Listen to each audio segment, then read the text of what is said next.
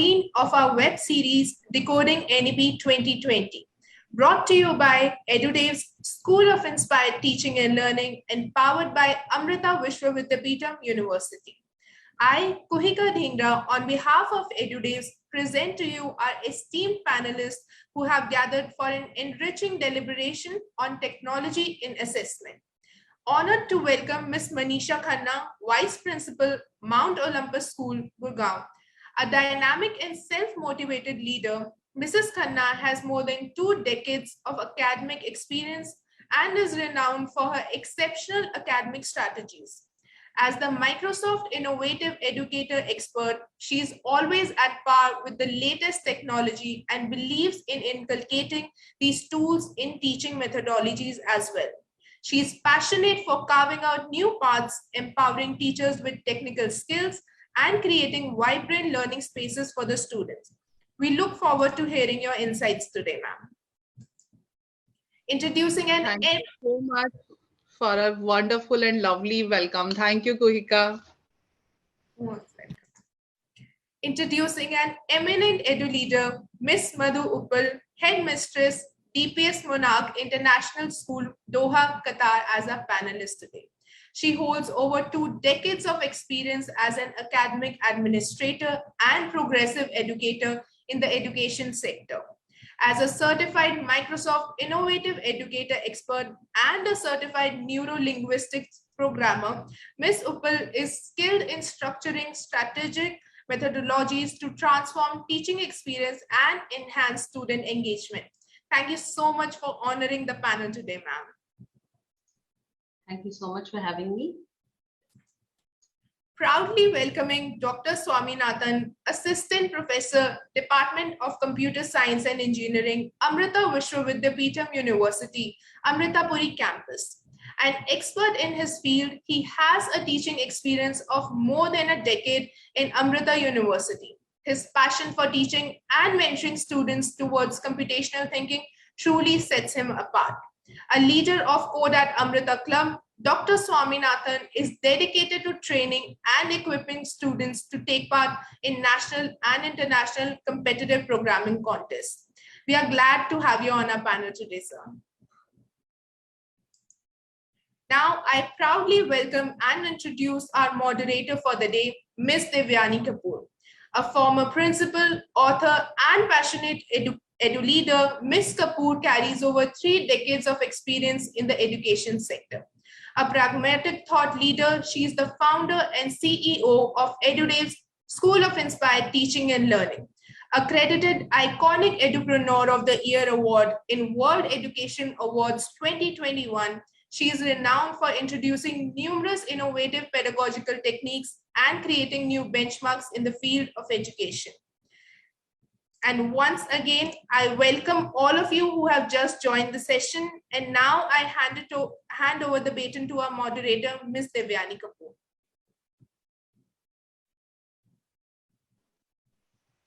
Kapoor. Thank you so much, Kuhika, for this always a very, very illustrious introduction. We all feel very proud and reflect upon what all we have achieved. Well, I warmly welcome each one of our esteemed panelists today. Some of them happen to be my colleagues, my friends, and of course, welcome Dr. Swaminathan from AVV. Amidst these festivities, the entire education community, I think, has been talking about and is little jolted and about the most stressed aspect of teaching learning, which is the examinations. Yes, which is, I believe, the only method of assessing learning. There has been a lot of confusion around. Let's take, for example, the CISC. At one point of time, said semester 1 exams will be online. Preparations and instructions, everything was in place. A new circular comes. Exams will be offline. Another circular comes. Exams will be rescheduled. And another circular. Final date sheet announced. As of 28th October, instructions released for offline examinations. While CBSE has released a date sheet for 2021 for classes 10 and 12, an issue arises also from a state for including the language as minor subject. CBSE reasoned it out that it was purely an administrative convenience. Look at the scenario. Where is our focus? Why are we creating so much of confusion? Is it because of our lack of preparedness?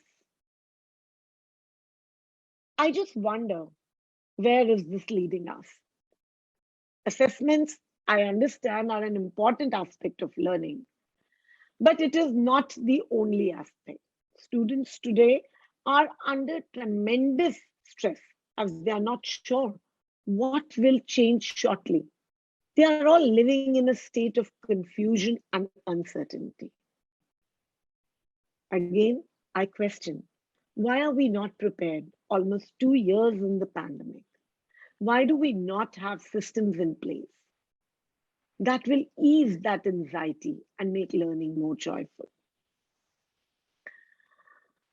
All stakeholders of education, students, teachers, school management, parent community, everyone is deliberating on the what and how of examination. This, I feel, is a challenge that can be seen as an opportunity to revisit our old pen and paper centric assessment system. The online classrooms that helped the education system to evolve, and each student was able to perform.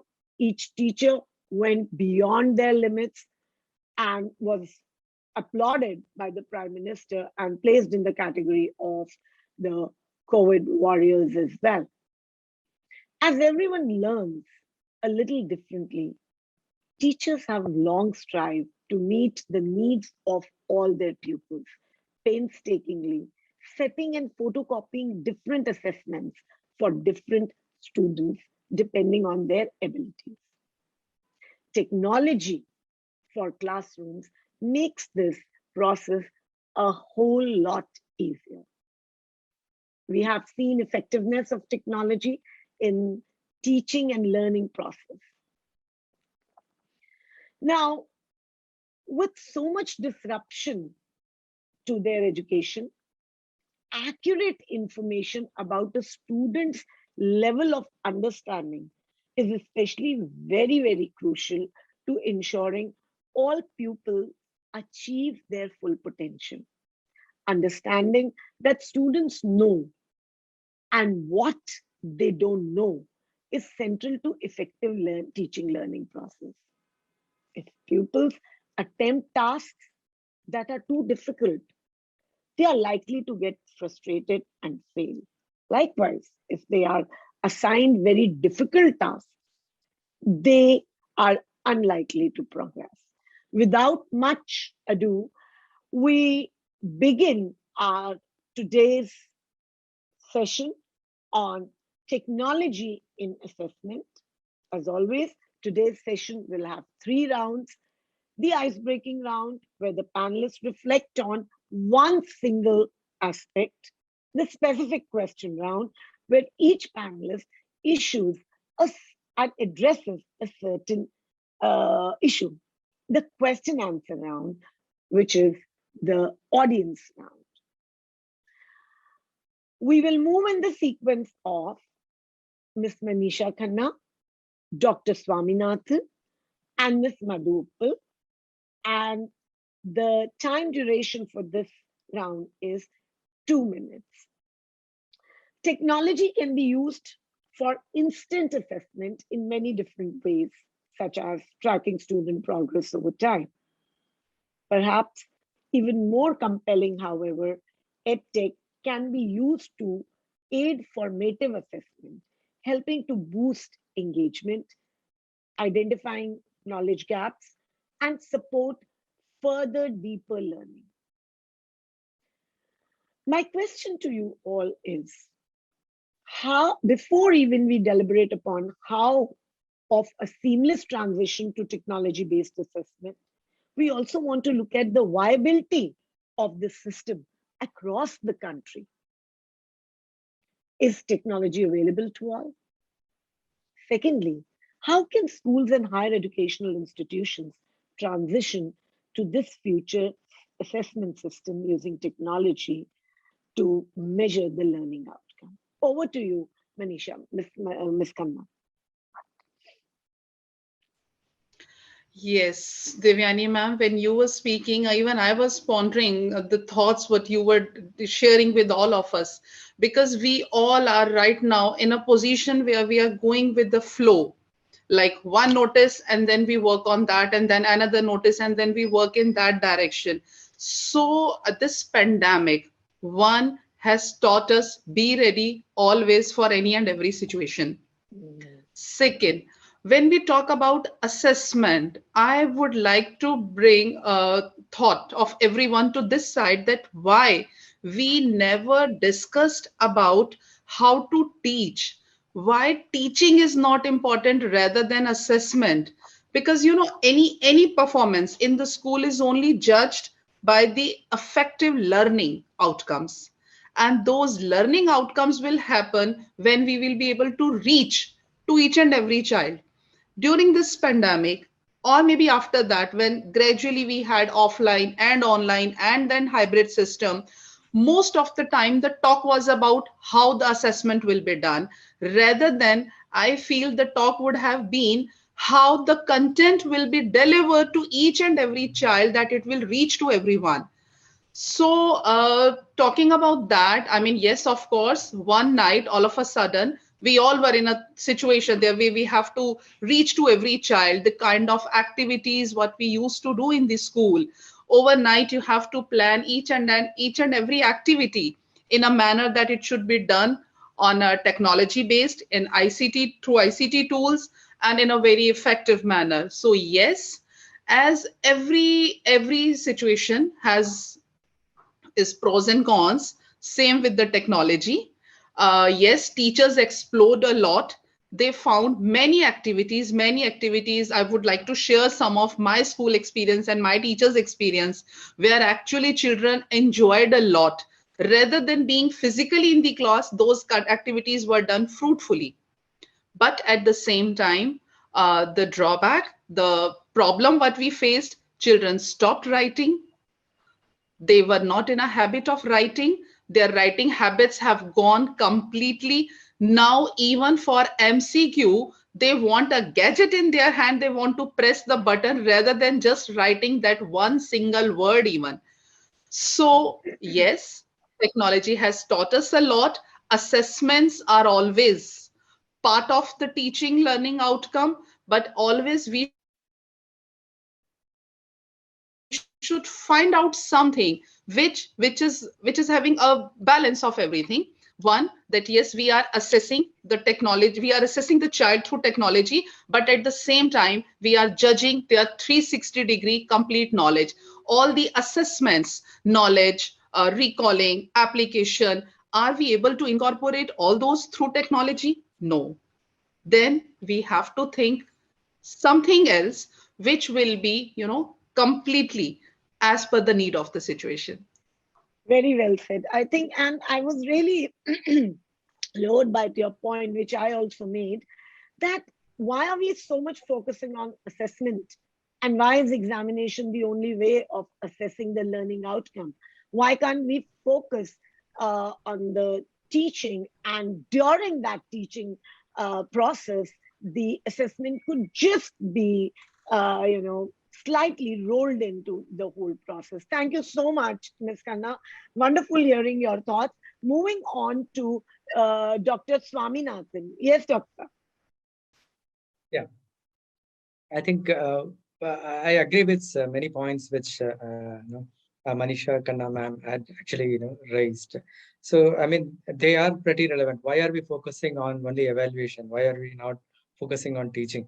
But I think I have one point of view is that no, see we at one end we want to make evaluation very objective, right? So it doesn't go remain in the subjective term, because if the teacher, if you don't do evaluation, how will you judge somebody who is working hard and who is not working hard?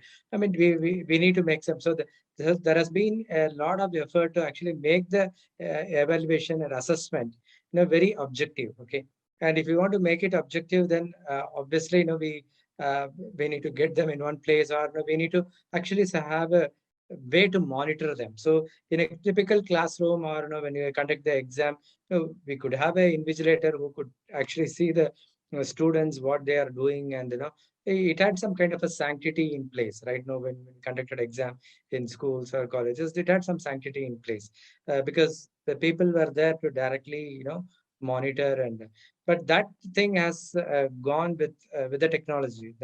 Now with technology, we have to rely on the basically underlying network, how it's properly functioning and all that. Because very often we see that the students, uh, they say, I mean, it could be for the many cases, it would be very genuine that their network is on and off, and there is some issue with their end, or it could be issue with your end. We also see.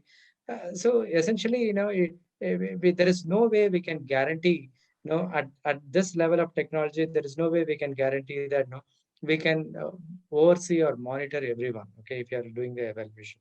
So it's actually a challenge. I think the evaluation process, it's undergoing a lot of evolution. I think we have not reached a point now where we can say, you know, I mean, this is the solution or de facto solution. No, you can take it forward. I mean, still, see, the thing is, with respect to the evaluation, there is also a student who also wants to defeat the evaluation. At least this much we can see in the colleges, right? I mean, no, I don't know how much it's prevalent in the school, but at least they try to.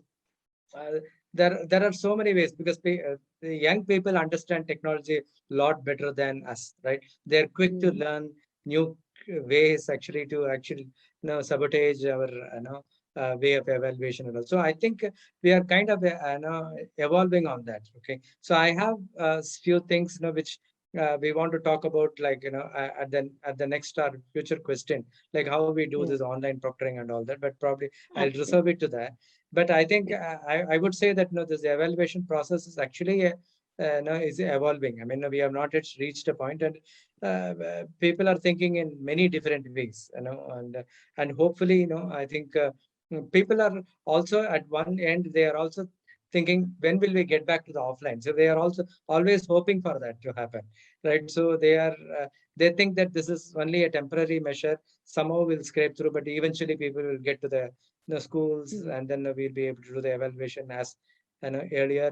That's what people are hoping. So but I think it's going in both directions, like both are evolving, and hopefully we'll have some clarity on. Thank you, for Dr. it. Swaminathan. Yeah. Thank you, Dr. Swaminathan.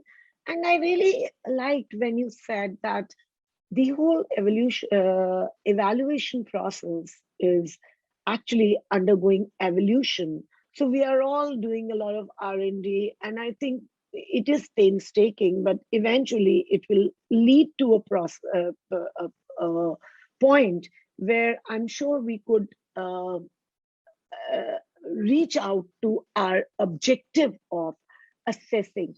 My question to Ms. Uppal, to you is, Dr. Saab mentioned about assessment and evaluation. And we are so at this point of time, so stressed about, I think we might call it evaluation, because the semester one is going to be part of evaluation. Do you think with technology and assessment, the assessment would take a backseat, like the formative assessment, the constant, which Manisha Khanna also mentioned, that why can't there could be, when you're teaching, that part should be given more importance. Now, my question is this a better option when we are talking about an online assessment, or was it applicable or viable in an offline scenario? Yes. Yeah, I totally agree with both of them. The point of view they put forward, I think I too into the same line would talk about. But first thing I would like to highlight here that whenever the school transition to technology, so there are multiple factors. They are interdependent. It's not only the head of the school wants or the teacher want, or actually it's the need of the hour.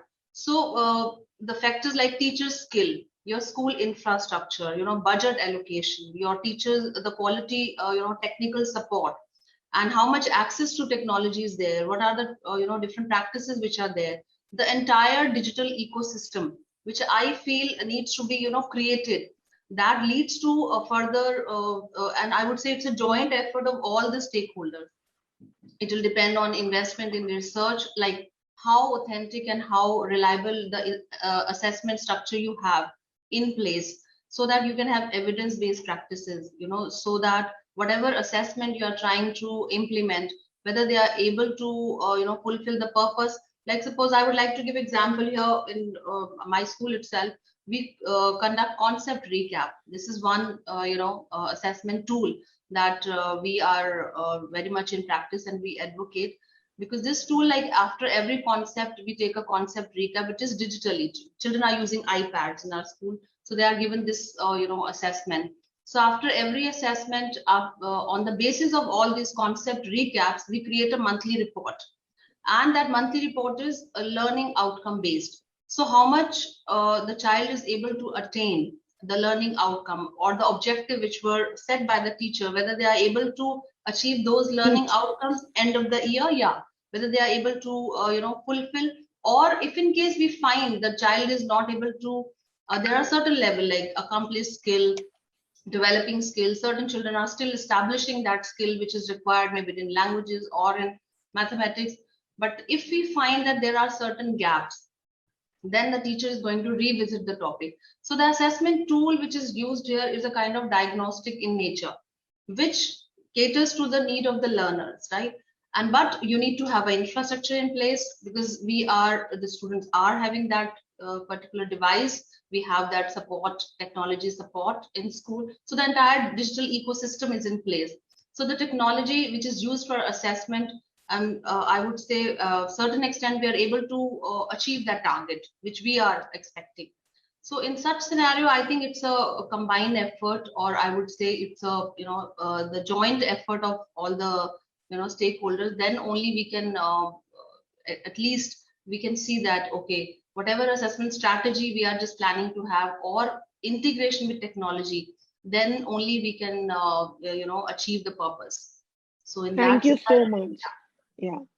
So thank you so much, Ms. Madhupal, because you spoke about creating, and I would like my audience to hear that, creating a digital ecosystem, and all the stakeholders need to contribute towards it if we need to have a seamless transition to technology based assessment. And it should not be just, because I feel when it comes to students, they need to understand the assessment purpose and not take it that it is easy because they are sitting at home. Parents also need to contribute in terms of ensuring that the assessment process should be taken with seriousness, and of course, all stakeholders. So I think that this first round was a wonderful round where we had insights like focus on the teaching and not just too much of focus on examination. That will automatically get sorted. Then by Swaminathan ji, who said that evaluation revolution is going on in evaluation, and with Ms. Uppal, who said that it is important digital ecosystem has to have all stakeholders contributing to it. Thank you so much. Moving on to our next round. And our next round, I start with Ms. Manisha Khanna. Ma'am, you see, technology can be used for instant assessment, which I'm sure who better than you all know it, in many different ways, such as tracking students' progress over time, Perhaps even more compelling, however, EdTech can also be used to aid formative assessment, helping them students to boost engagement, student engagement, identify knowledge gaps, and support further deeper learning. Along with the variety of online resources, something very interesting that has come up is the various apps that are available to help teachers assess pupils depending on their, interests, abilities, behavior. Could you throw some light on this and how effectively they can be integrated? Uh, Thanks for this wonderful question, Mrs. Kapoor. I really like the word which Madhupal ma'am said, that all the stakeholders really genuinely have to work together. And maybe in Qatar, country like Qatar, they were able to create that digital ecosystem. But if I feel or I talk about, still we are in NCR, so we are at better place where we have all the infrastructure. But the places of remote areas in the country where there was not much support, but thanks to all the applications, as Mrs. Kapoor you said, and we explored a lot of, some of them were really very good. One, all those were applications were free of cost. It was just that you have to explore, you have to understand. There was not much hand holding because it's free of cost. So teachers have to explore, and if one teacher has learned something, so again, it has to be a collaborative work, a team work that will be shared among the other members. So few, if I talk about which one which was very, very good, which students gave me the feedback that they enjoyed, especially the primary and the middle students, that was bookcreator.com.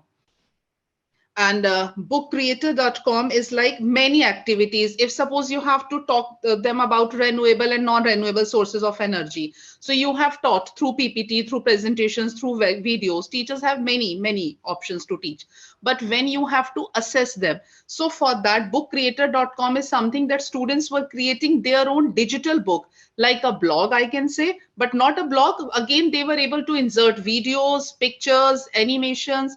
Or let's talk about, or much level, much primary level, where if suppose you have to give a homework to a student about me, those 5 sentences about me, if you have to, about my hobbies, about my taste, about my passion, and if child is doing digitally through that application, bookcreator.com, they were so happy that they created a book at younger age. One, they were able to insert pictures and everything, and again, that was something. But I feel those who have done wonderfully, it was a part of assessment, it was a homework, but they enjoyed a lot because the purpose was they should be engaged very constructively. And the one goal what I have set for my teachers, that whenever you are teaching, always there should be the gleam in the eyes of the children. If that gleam is there, automatically assessment will be done, and it will be again 360-degree. A few more were like class leader board. That was again something very fantastic, where every child was given some points on the basis of the activities what they were doing through bookcreator.com. So through class leader board, they were getting the points, and which was accessible and visible to everyone from every device. They were able to see the points, and that was a very healthy competition. Oh, someone has scored 10 points, so I have to move further. One more was Pictochart. Pictochart is again very good option, where instead of having a static poster, teachers were using it for their effective classroom teachings, where they were able to insert digitally again the videos and pictures and animations. So that was basically a digital poster rather than a static poster, Pictochart. If I talk about, that was one more, Padlet. Padlet was, again, I'm talking, Mrs. Kapoor, all these applications which were free of cost. And yes, it was like, it's a pool, it's an ocean where you have to dig out something and then you have to share, collaborate with others. So Padlet, again, it's like a shared drive where teacher has given one question and then students are giving their answers, and everyone is able to see the answers of each other, more for the senior and senior secondary students. One more application which was of exactly like this, that was Answer Garden. too good for subjects like legal studies, history, political science, business studies, which are more theoretical subjects. And there are some questions which are open-ended. And when in a classroom, in a 40 minutes classroom, if teacher has given one question, again, I'm not talking about MCQ. For MCQs, there are n number of applications like Kahoot, quizzes, edtech software, peer deck. There were many, Google Form, Microsoft Form, all these many applications are there. But for senior students, where you have to give them some open-ended questions, so for that also, answer garden, that everyone is writing their point of view, and towards the end, teacher is getting the screen where all these answers are like a sticky note, and beautifully it was coming up, and healthy discussion was going on. So again, I will stick to my point, Mrs. Kapoor, that these teaching methodologies, in a way, were sufficient to do the assessment there and then in the classrooms, rather than to create some confusion from online to offline and from offline to online. So yeah, and again, GeoGebra, Active Inspire, all these applications which were free of cost, and we used in the classroom and made the class very effective. Yeah, thank you so much, Manisha ma'am. And I think Manisha ma'am has, to the viewers, to the who are watching this webinar, I think to all the teachers, she's giving an inexhaustive list of so many tools and apps which are going to help you out, assist you. But the first thing that she said was it's important for teachers to get used to it, to explore these apps and take them to the class. So I think thank you so much for providing our viewers with such insights from I can repeat, bookcreator.com, class leaderboard, Pictochart, Padlet, Kahoot, for senior students, Answer Garden. So these are some of the applications or two apps or tools which you can, as educators, use them for a better technology-based assessment. Also, while researching, I went through one of them which said one way that technology is being used to help teachers to consider the emotional impact of the student learning activities assessment is the subtle stone. I have not used it, but that's a recommendation. You please use it and try and your hands on and see. A tool, a handheld tool designed to let students privately communicate their emotional state directly to the teacher. This is known as Subtle Stone. Highly recommended that please try it, because considering the times of crisis, as teacher, you do need to know the mental health well-being of your student. Thank you so much, Manisha ma'am. Moving on to Dr. Swaminathan, and actually the question is so pertinent when we talk about an online or a technology-based assessment. This is regarding proctoring. Test proctoring is testing overseen by an authorized neutral proctor who ensures the identity of the test taker and the integrity of the test taking environment. In short, a proctor is a proxy for the instructor who oversees a test. Now, CISCE confirmed a nationwide training program for proctors and super proctors and IIT support executives and all that. How, sir, does the concept of online proctoring work?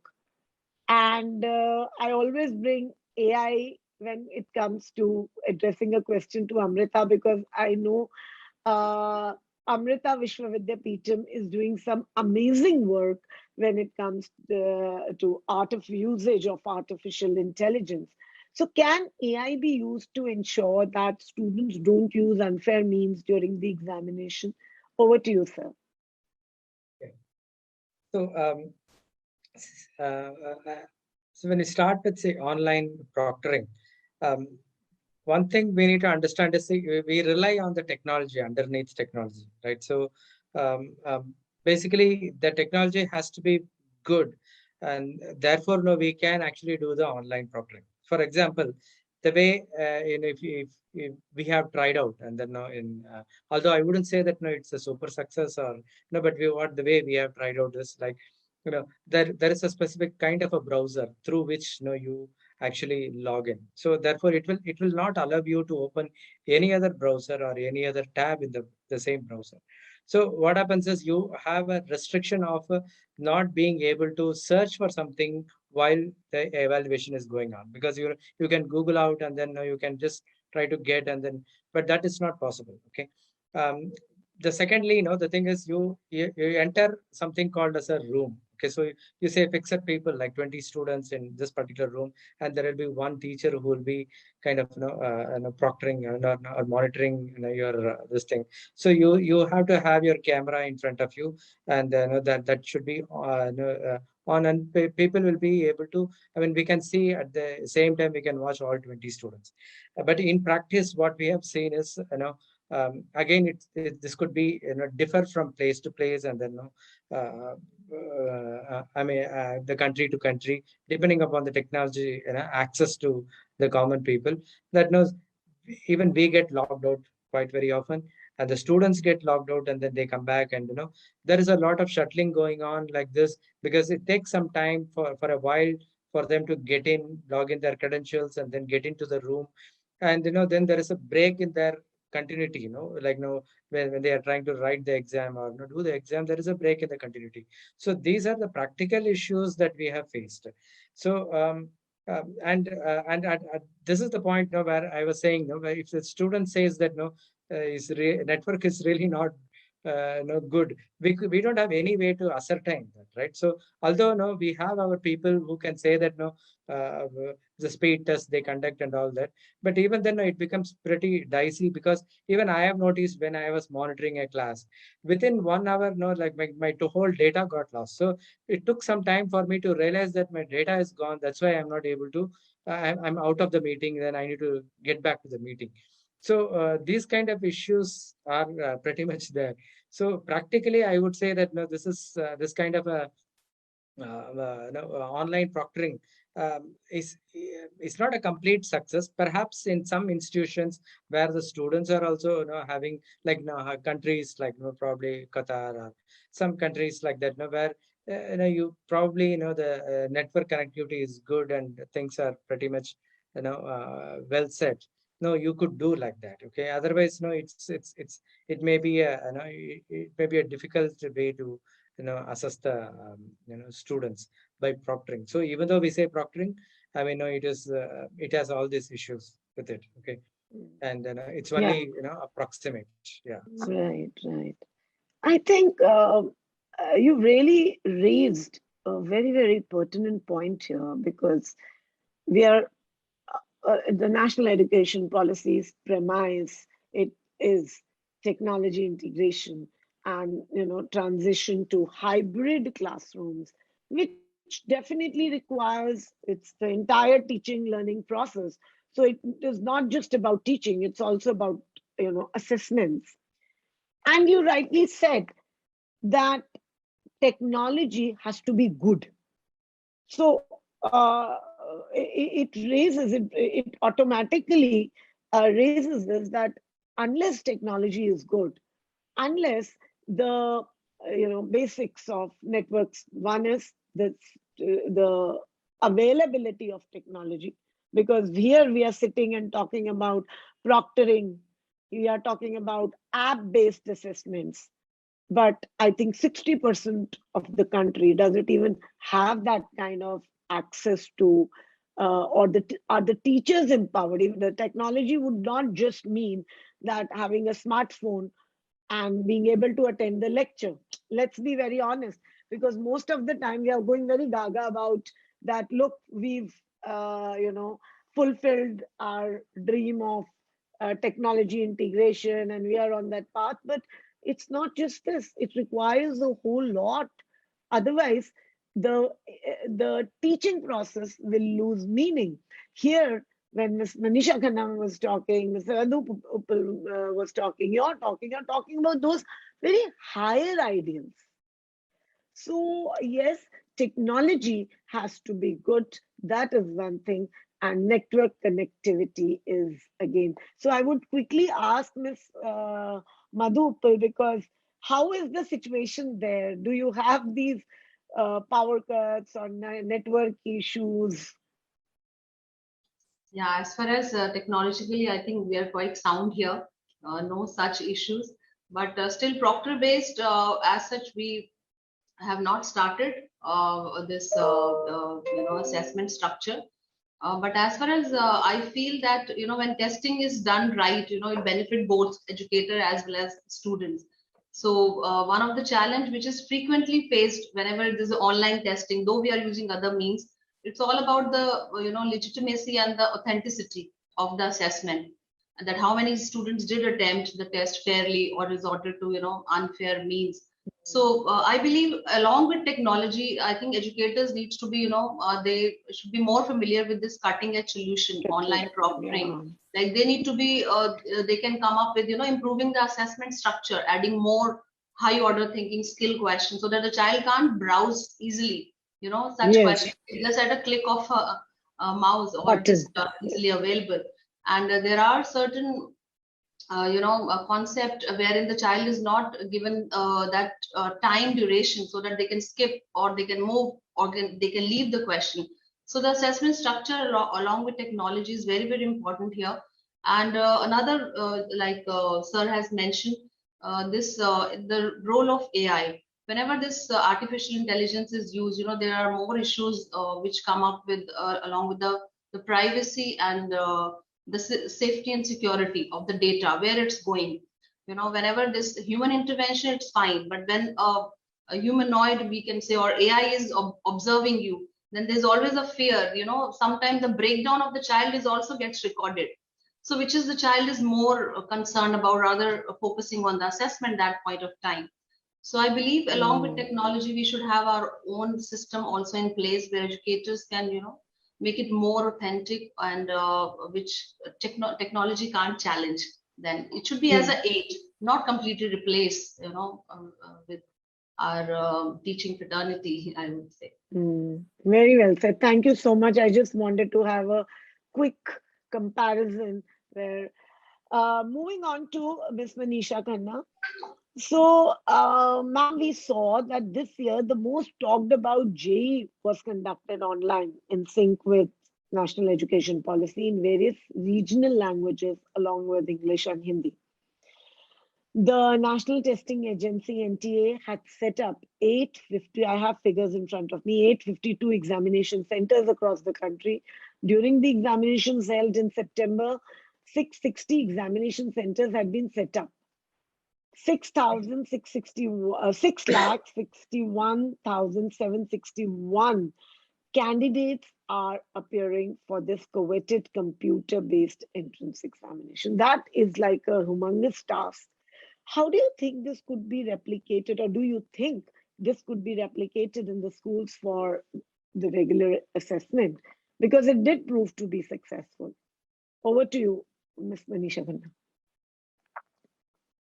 Yes, Mrs. Kapoor, this was a big success, I'll say, because it was a big question to NTA, National Testing Agency, and yes, JEE Mains, the agency which are conducting these exams, that how they will be able to manage and conduct this exam where there was a peak of COVID and pandemic. But yes, they managed very well. If we have infrastructure in the country for all those areas where we can have these systems, these gadgets, where we can allow the children to go and sit and have the exam, this is going to be the best option. But again, one point, what I feel that for JEE exams is one competitive exam, or forget about JEE, or for any medical entrance exam. That is one exam where they have to further go for their higher education. But if at the school level, we do conduct such examinations, such MCQ based examinations, is it the correct way to have the assessment? That is one question where we have to ponder. What I feel right now, when we have pre-board 1 and pre-board 2 exams on the basis of MCQ as per the guidelines of CBSE, there are students who have done one particular question completely correct, but just last minute he has by mistake, instead of -1, had thought of that answer is +1, and he had chosen that +1 option. If option A, B, C, D, one is -1 and one is +1. So the child is getting 0 out of that 1 mark or 2 mark question. But if it would have been a paper pen testing, definitely there is a step marking, and teacher will evaluate the child on the basis of the steps what the child has done, and just the last minute wrong answer, we can't give 0 to that child, because the concept ultimately, again, my thought process is, we are there in this education to give the knowledge, to impart the knowledge, not just only for the assessments. And if for on these basis, if JE basis exams will be conducted all over country across all the classes, then it means, again, there may be chances where students, like, those who are doing Jai Shri Ram or Jahan Ram Aya, and that is the correct answer for them, or Jai Mata Di, or they have their own ways, a pattern they follow, zigzag or whatever. There are instances and cases I have seen in my lifespan of 20 years in this education system, where average student who was not conceptually very good and have scored very high rank in JE or in the medical exam. On the contrary, a child who was very good, exceptionally brilliant, conceptually very strong, but was not able to score on that. So for JE entrance exam, because from last many years we have seen these kind of systems and they couldn't manage offline, so that was the best solution for that particular set of students. But for the whole lot of the school, for rest of the classes, primary, be it middle, be it senior secondary, or any other class, I still feel a balance of IT-based technology, MCQ-based, and some questions based on higher order thinking skills, where they have to give long answers, they have to write something with their hand, with the pen, definitely will be a better option. What were the kind of instructions that I was hearing you out and suddenly this question cropped up? What were the kind of instructions you gave to your teachers during when they were doing online assessments? And what are the various, like you've been talking? So how were you addressing these issues in your own school? See, Maybe we an are following example. CBSE guidelines exactly, as CBSE has told very categorically that out of the 4 options A, B, C, D, every one has to understand that there are 3 sections or 4 sections.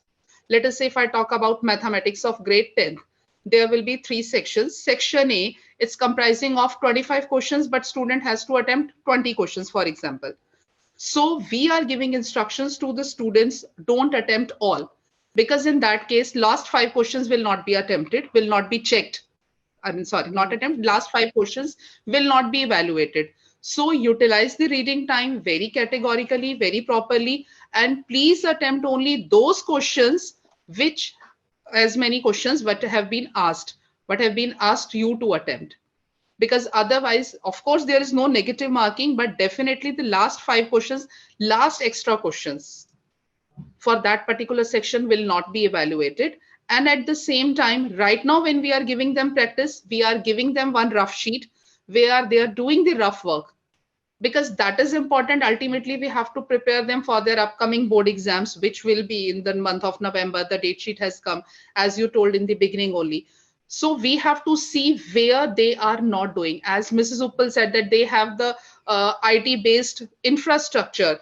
She used the term digital ecosystem. So they have that ecosystem where everything has been done through technology. But since we are assessing, and we want to improve our students for their next upcoming exams. So we are asking them to solve the rough work on the piece of paper, where teachers are checking and giving them inputs and guidelines. That's how we got to know that students are doing the correct answer, complete correct solution. But again, while filling that, circle, B, the child has filled the circle, C, but the child concept was completely correct. So thank you so much. Thank you so much. I think it's always a pleasure hearing you, and your insights and your methodologies have always, I know for sure, you're very good at. Moving on to Dr. Swaminathan. Sir, I would like to pick where Manisha Khanna ma'am spoke about. And I was thinking suddenly that she said that the students were given a pen and paper and they could do their rough works there, and then they could fill in so that they wouldn't miss. So are we, and I'm sure that's a solution which I would recommend to all everyone to follow. But then are we not are we seriously going on to the technology, or is it just when it comes to putting your correct answer and pressing the button? One, I would like you to reflect on this. And second, definitely, I would like because many colleges and universities have uh, given up quite a bit on their pen and paper, reliance on pen and paper, and they are trying to, secure an online examination system, which is the need of the hour. And what is your recommendation to the boards, your suggestions to assess the students virtually? Because you at AVV, this has been happening, I know for sure. But first, I address my first question about, you know, a blend of both. Yes, sir. Yeah. So actually, I can very well connect to the point which Manisha ma'am mentioned, because my daughter is in 10th, okay, and she has been instructed, she has been instructed not to, I mean, no, attempt every question, and not so she has to cover the whole section. So I was remembering that, okay. But as she said, no, it is correct, because the thing is, when you are trying to mark and then say this is your correct answer, and uh, then see, your steps don't have they don't get considered at all, okay, and which is a real disadvantage for the students who are really putting their effort, right? So for example, I know some students, because my daughter says this, okay, she knows, no, there are some students in her class who has very good memory kind of a thing. So if they find some similar problem coming in and they have solved it, no, they will exactly know the answer. They will just go ahead and then pick the right answer. They may not even work out, okay, and most probably they will be right even, okay. So and whereas somebody who is applying the steps and then they are losing out. So in the long run, what I feel is this is the skill that is more important, like thinking on the feet, as you say, that is more important, right? So situationally thinking about it, not like planning to them and then a lot of because we have the coaching centers. I mean, they are always into teaching you how to solve a particular problem, like hundreds of problems they give you on the same pattern. I mean, this goes on like that, right? So that is no, that actually can be a problematic thing, right? So in a long run, especially in this age, your memory and your understanding and just reproducing, they take a backseat rather than you providing some kind of a new value, and then by your thought process and then by application, that takes a larger value, okay. So probably and I think all these things are done to make the assessment easier and then make it more objective. I think that's the basically the idea here, right? So if somebody asks you, how did you give me so many marks, then I should be able to defend that, right? So that's the reason all these things are being made, so that it's objective. Anybody could, second person or a third person could verify, the way I have evaluated. So that I would say. And the next thing is the okay. I think I forgot your next question. No, would you mind, repeating that? No, no, for sure, for sure. Because that's the next question is that most of the universities and colleges have now started shifting onto an online assessment. And AVV is doing wonderfully in online assessment, Yeah, virtually right. assessing Okay, their students. I got it. What are your suggestions? Yeah. Yeah, see, basically what we do is, although we conduct a exam, we stopped proctoring. Okay, so we tried proctoring, but no, after some time we stopped proctoring because it was more of effort. So what we do is we conduct the exam, we keep the time very short. Okay, we keep the time very short so that if people who try to kind of engage during the assessment, and then then the thing is they will lose out on time. They will not be able to complete the assessment. So one thing that we do is we shorten the assessment so that it's okay. I mean, if everybody they are not able to complete all questions, but keep them tight. Okay. So even though we are interested in 20 questions, we'll keep 30 questions. So let them get engaged. Even the people who complete 20 questions, let them keep getting engaged. I know they don't end up in helping others or whatever. So that's something we have done. The other thing that we do is conducting the viva after the exam. So if you do an exams for a week, the next week still it continues, and then we do a viva, call individually one-on-one viva, and then try to find out actually the real knowledge and all that. So that is one of the skills that we are trying to gather, and that's how we are trying to give an assessment. We give 50% for the actual exam and 50% for the the viva. So there is some objective side and there is a subjective side, but eventually at least we'll be in a position to prove to the student, see, you're going to get less marks because you're not able to get this. But of course I don't know how much it will work for schools, but this is for colleges we can do. But I don't know how much it will, and it's a lot of work for us. I mean, we hate it actually, we hate it, but we don't have any other fee. But that's fine.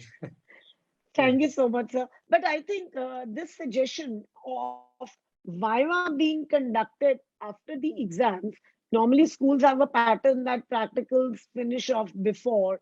Of course, as you said right in the beginning, that there is a revolution that's happening in evaluation, assessment and evaluation. So we need to somewhere shed our old patterns and come out of our conditioned thinking zones. Yes, Viva, of course, could be. You also mentioned that a 50-50% weightage. That again is something schools and board can look at, that a 50-50% weightage, both to that personal Viva interaction, practical, and 50% to the. But somewhere when you said that, which probably is right, and you said increasing the number of questions, that is something where I was just sitting and thinking about what will happen to the slow learners. I mean, there'll generally be a lot of students who take time to comprehend. So probably that would, but yes, that is of course a good method. And with this revolutionary, revolutionary journey, I'm sure we'll be able to come up with some, or the other more foolproof system. We are running short of time, but very quickly, I would just want to once again move to Ms. Madhupal. And as I earlier said, that as everyone learns little differently, teachers, try to meet the demands, assessment demands of various kinds of pupils. And initially they would make differential differential papers and, then get them photocopies. Technology definitely is doing wonders. Do you think educators need to spend, and which you've actually said it, but maybe if you could brief it once again, need more time with students and device assessment? More time should be spent on devising the right kind of questions. Very quickly. Yes, definitely. I would like to add points, because both Ms. Manisha Khanna and Sir has added, because we had also experienced the same, because when the grade 10 children were doing this MCQ, so many of them, they have done all 20 questions. Though we have already have our OMR system in place, we are all scanning the sheets. We have already bought it so that we can see where the children can lag, where they can lose marks, so that we can guide them accordingly. So rather, here I would like to add, when the children were, sensitized about read the instructions properly regarding this, the first attempted 20 question will be evaluated. So in case out of 24, they have done all 24. But even if in OMR software, we were not able to customize in such a manner, the best 20, should be taken for each child. There again, we got the OMR sheet cross-verified by all the subject teachers, so that child should not lose out. So this is what I'm saying. With technology, still we had this human intervention, our teachers input. So the child should not feel demotivated at this point of time because they're writing this for the first time. So even if we have OMR software, we have section wise, we have already customized, things are in place, but children were still need guidance, and they need to be trained how to this practice such kind of assessments. On the other hand, another example I would like to give here, as you're saying that we need to have more teachers need to be trained more effectively while devising the assessments. My son was appearing for his college first year exam, so he was having this economics test only, being my subject. So I was just around to see how he's doing it.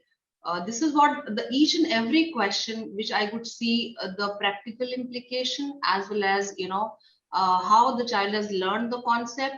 So it was not easy for him for each and every question to just pick an option out of that 4 options given. So there has to be this pen and paper requirement wherein he is able to draw the diagram to check whether the statement in the question given is correct, or it is get verified.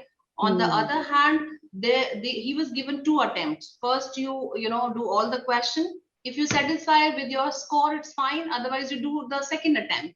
So such kind of flexibility, I think, initial levels when we are training up children, an entire ecosystem is getting through this experiment. We need to have certain flexibility in place, wherein the child should not feel, okay, I missed that, now I'll reattempt, then definitely I can score better. Maybe certain things they missed out. So definitely Thank you so very, very personalized for each and every educator, as well as for children also. So we need to have flexibility in the system. Right. Thank you so much, Ms. Madhupal. Last week, I was in a certain city for a training program. There was some public examination scheduled over the weekend, and authorities had turned off the internet of the entire city. And that's a personal experience. They put jammers or whatever. No communications could happen online. Of course, the Wi-Fi's within the buildings were running, but we were unable to book cabs or order food or review information. It was like a virtual social standstill at that point of time. Do you think there could be a system devised for conducting secure examinations without disrupting the life of the common man? And I would like to address this first to Dr. Swaminathan, because he comes from a technical background, so he would be able to throw light much better on the why of this. The how of this, the whys could be addressed. Yes, Dr. Swaminathan. Ma'am, that last line, can you repeat? Actually, no, I just sort of missed it actually. Yeah. So what was happened was it was a complete virtual and social standstill. Right. We were unable to book cabs. Nothing could happen. Now, do you think there could be a system, better system devised for, because these examinations will keep happening. Every time you can't put the public in so much of inconvenience and discomfort. So conducting secure examinations without disrupting the common man's life. Yeah, so I would feel that I mean it's getting too far to do that, okay, because it's kind of a disruption. But what I would suggest is basically what Manisha ma'am had said sometime in her, I think in her second question she mentioned increasing the student engagement. Okay, see that is going to be helpful for them, because if they are going to get involved and doing even some small stuff, so even that would benefit them more eventually than literally making them undergo this kind of test and shutting down everything and everybody going through the inconvenience. I think our evaluation strategy should move more towards engaging the students, engaging the teachers. And, many of us we were also excited about finding new ways of giving quizzes and engaging the students, and then students, when they come up with they get engaged, and then they come up with some kind of a new idea, like what she had mentioned. There are a lot of ideas when they then they also feel some kind of they have done, and they get more liking to the subject. Otherwise, sitting in front of the camera, or always in a very tight environment, it's not going to encourage them or motivate them for studies. Okay, so Right. I would say that we need not go to that much extent, but rather But that definitely happened. Yes, that definitely happened. And it was a personal experience. And there was so much of inconvenience. right. That was a complete Yeah. standstill. Yeah. Yeah. So that is, but then some ways, are there some jammers put? I think some ways need to be devised, more foolproof. Right. Yes, student engagement is, yes, of course, that is definitely required, but some more technical, technology based, Yeah. more foolproof systems. We are coming to the end of the session and moving on to the last, our audience round. Questions from the audience. And every time we have some very insightful questions from the audience. And my first question is addressed to Ms. Manisha Khanna. And the uh, person who's asked this question is Ms. Amita Rao from Sri Ayappa Education Center, Bangalore. And her question is, students have lost writing practice. How can we expect them to draw or write in subjective papers? So that, because that's something by coincidence, because I just while reading, I realized that Miss Manisha Khanna was talking about writing right in the beginning, and it's coincidental. Yes, ma'am, if you could. Thanks for this question, Mrs. Iyer. It is from Mrs. Iyer because I can't see Yes. the questions from Amita Facebook. Rao. Miss Amita Amita Rao. Rao. Okay. Yeah. Okay. Thanks, Mrs. Amita Rao, for this wonderful question. Yes, what you are saying initially, we were also struggling and juggling because the moment all of a sudden we all were forced to move to IT, to this technology. So we also started our assessments with MCQs only in a form of Google Forms or Microsoft Forms.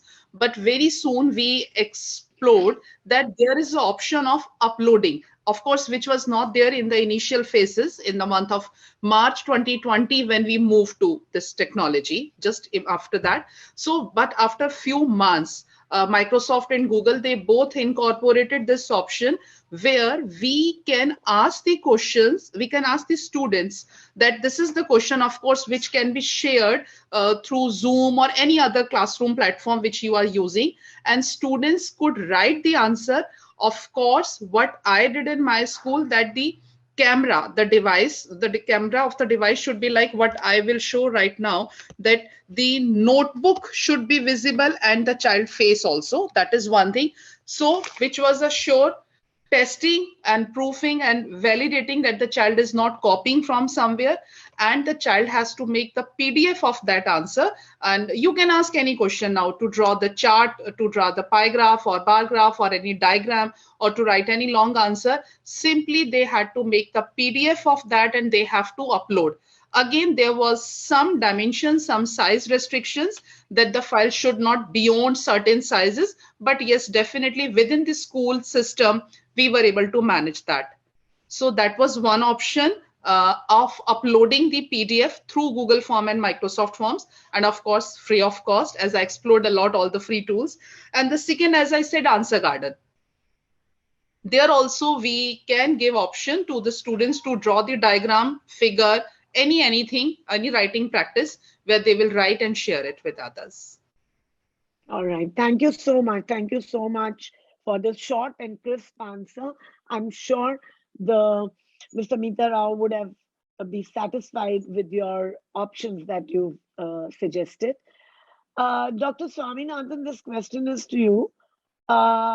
how to implement technology. I think that's a very pain area in rural background schools. And this question is from Ms. Sridevi Kumbalingam, Ideal CBSE School, Maila Duthi, Mailadu Surai. And I'm sure there's a lot of pain in, yeah. So I think this is not an easy question to answer, no, right?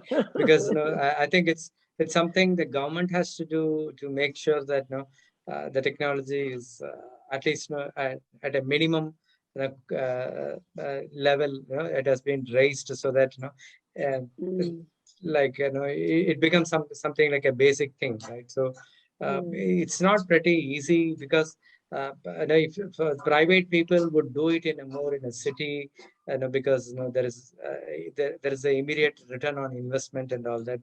Who would invest in actually the remote areas? That's actually the question. Right. Okay, so unless really people see a lot of money in that, so probably the government has to pitch in here, and then they have to bring the level of infrastructure, or probably make it cheap, or even free for them to access these infrastructure and all that. So So that is accessibility and availability, that has to be availability. worked upon. Yeah. There's another question as well, which is again for you, which again, I think if you could throw some light very briefly, how can we make sure that assessments are clear and without any deceit or artifice? This is by Ms. Tina Bakshi, Maxford, Dwarka. Yeah, see, right now, if you take purely online, it is actually, we have not yet reached that stage, right? So, as the school, both, Madhu ma'am and Manisha ma'am had said, like, you need, you need some kind of a proctoring. You need to have a camera, and then they need to see, what they are doing, all that stuff. We can, we need that kind of a, really, the technology to deal with this. Okay, I don't think we are at that particular stage per se. Actually, it has to evolve. It has to evolve. Right now, no, I don't think it's a tall order thing, I would say. Yes, I think you're right that we have to go with a blended kind of a model, Right. and we need to follow, take recourse, as Manisha ma'am was suggesting, that even if the student was pitching in, turning in the answer online, so a sheet is provided to this child to, practice. So there has to be a smooth transition, and it will take time, and I think it should take time. Things Right. cannot be done in a rush. Last question is one question too, though there is a whole list of questions in front of me, but because of the paucity of time, I could just address one question per head. To Ms. Madhu, could you suggest some formative assessment strategies? And this question is by Dr. Muhammad Riaz Mahmood, International Islamic University, Chittagong.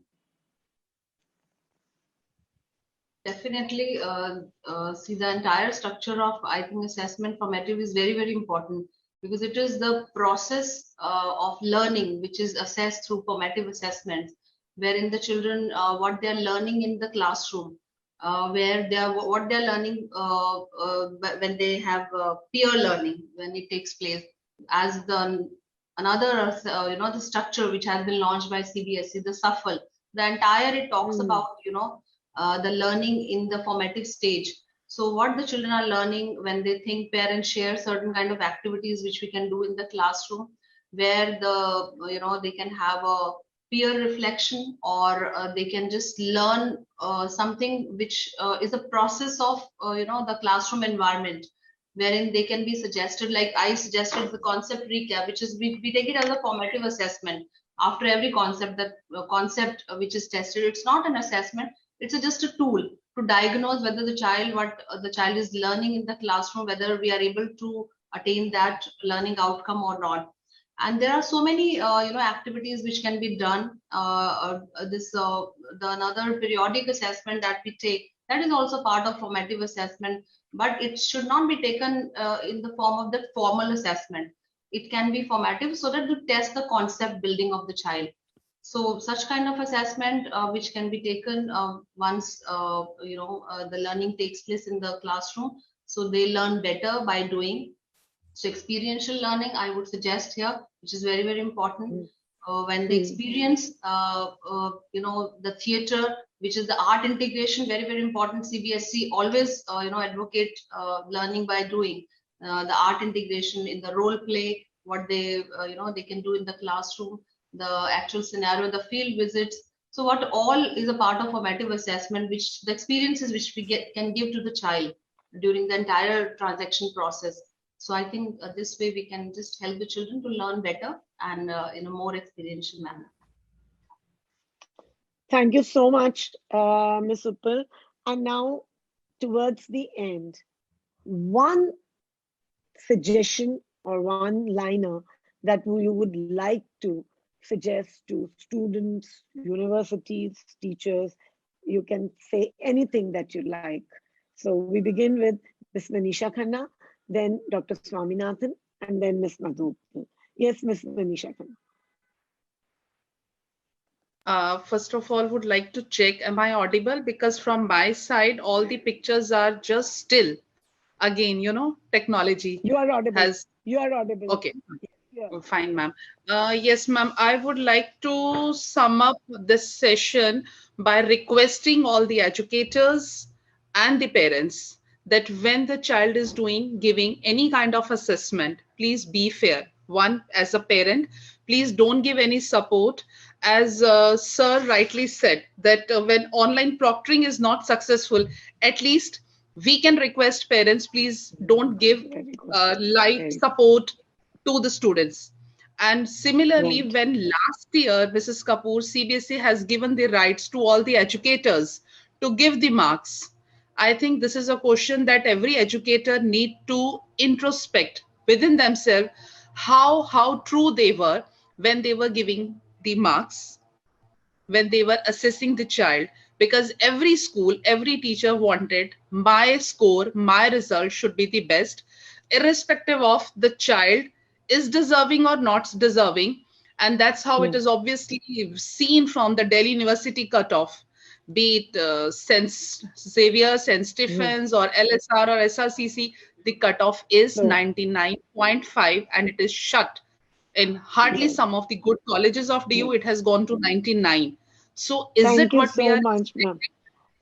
Yeah. So parents, and you would have heard it, that since proctor system is not as effective, a word of advice from Ms. Manisha Khanna that at least ensure that the examinations online are conducted with great seriousness, and you are on the same side of the table as the school and not as the opposing to the managements, school heads, and teachers and principals. Yes, Dr. Swaminathan, very briefly, yes, sir. Yeah, so I have quite a different point. What I would say is, whether it's in a school or the college or whatever. So I think university, we need to cut down on the syllabus. I think we are so much on volume, and I don't know whether I mean, all these things are really necessary. Okay, so I think we need to cut down on the volume, whether it's the syllabus or whatever, and then go for more practical, more engaging thing, than being very covering a lot of volume. I see a lot of volume in everything that we do, especially in the schools and colleges. A lot of volume is there actually. Yes. So thank you so much. So what Dr. Swaminathan says is something very, very practical advice. And what I gauge from is that cut down on the volume that is delivering of the content. Probably you could divide it as a part of internships or experiential or projects, and lesser content when it comes to doing the assessments online. Yes, Ms. Madhupal, your one last statement, piece of advice to any or all the stakeholders? Yes. Yeah, definitely. I would like to sum up that the human element of education which cannot be overlooked, and technology can only be used as a ancillary tool to amplify the learning experience. And it is very, very important that in addition to various controlling methods that we use, it's very, very important that we need to create awareness among students on academic integrity, and to develop the ethics of students through learning process, and by incorporating maybe curricular or co-curricular plans. So it is also very important to assess the way technology is used, processed and stored. The very important is built in to protect the privacy of the users, and to protect against proctoring or the data theft, what all is there. So very carefully it is to be used. Technology, though it's a tool, but it should be integrated to benefit the entire teaching and learning environment. Thank you so much. Great. Thank you so much. Great insights from all our panelists today who are practicing educators. And they said that it is important that the human element should not take a back seat. It should, at whatever process, at whatever level we are. And secondly, the volume should be monitored. And thirdly, it was that the parent involvement in assessments we should handhold with the various stakeholders when we are doing assessments. Thank you so much. With the current prevalence of remote learning and growing interest in e-assessment, most teachers have come to understand the benefits of technology for assessments. However, what is not yet widely celebrated is that technology-enabled assessment can be used for more than just tracking results and discipline knowledge. By combining data with learning analytics, technology also offers great promise in helping pupils learn through assessments.